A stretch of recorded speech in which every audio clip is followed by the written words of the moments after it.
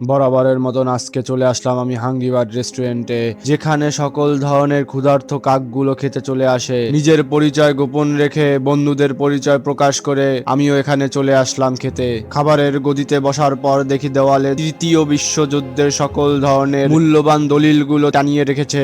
দলিলগুলো সত্যতা যাচাই করার জন্য চ্যাট জিপিটির হেল্প নিচ্ছে কাশি। ওইদিকে গভীর চিন্তায় এনামুল। চিন্তা করতে করতে পাখি শিকারী ওয়েটার আমাদের খাবার দিয়ে যায়, যেগুলো দেখে আমি হাতে সেফটি গ্লাভস পরে নিলাম, কারণ এই খাবারের মধ্যে অতিরিক্ত পাখির রক্ত থাকতে পারে। রক্তের কথা উপেক্ষা করে খিদার কথা চিন্তা করে বার্গার গুলো খেতে শুরু করি। এরই মধ্যে দেখি খাবারের সতর্কবাণী দিয়ে দেওয়ালে একটি পোস্টার টানানো। তারপরও আমরা খাবারের লোভ সামলাতে পারি নাই। 50 দিন না খাওয়ার কারণে খিদার জ্বালায় আমরা গোল একটি চাঁদের মতন পিৎজাও নিয়ে নিলাম। আমার মনে হয় পাখির সব বিষ্ঠা গুলো এই পিৎজার মধ্যে সুন্দরভাবে দিয়ে দেওয়া হয়েছে। তাও আমরা নির্লজ্জের মতো সেটা খেয়ে ফেললাম এবং শেষে মুরগির কালা রক্ত খেয়ে বাসায় চলে গেলাম। বাই।